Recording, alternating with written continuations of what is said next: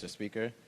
As we come to the close of session in Black History Month, I want to take time to recognize the everyday Black heroes and sheroes here in our Commonwealth. First, to the Black families raising the next generation of leaders. Thank you for your courage and wisdom.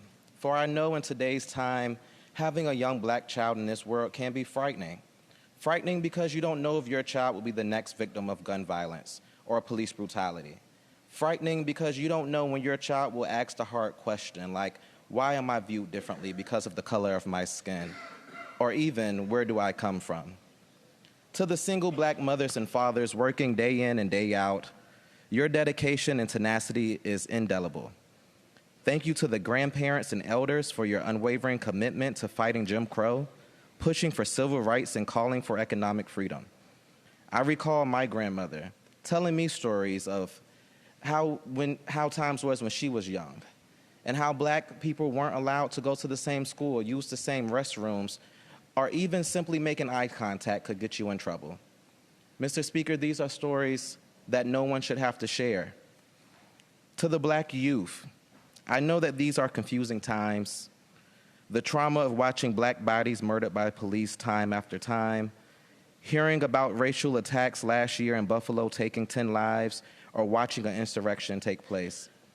In spite of past and current efforts to dismantle Black history, it is my hope that you keep pushing, keep fighting for equity, and keep being the master of your fate.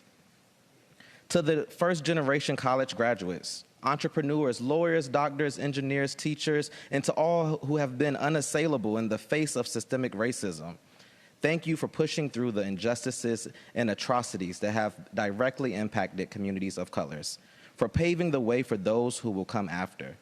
And I'll close with this ask. I ask that we all take time to ponder.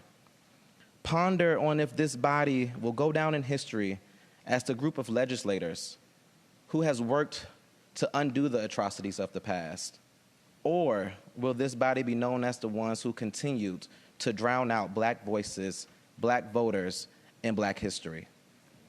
Mr. Speaker, we're all stronger together, for a house divided cannot stand. I hope that we will all stand together in solidarity for a more fair and just society, free of repression and isms. Mr. Speaker, let's set an example starting today to be the change makers, to stand up for those who have went so long without being seen, felt, and heard. Let's show the world that Virginia really is for lovers. So thank you, Mr. Speaker, and happy Black History Month.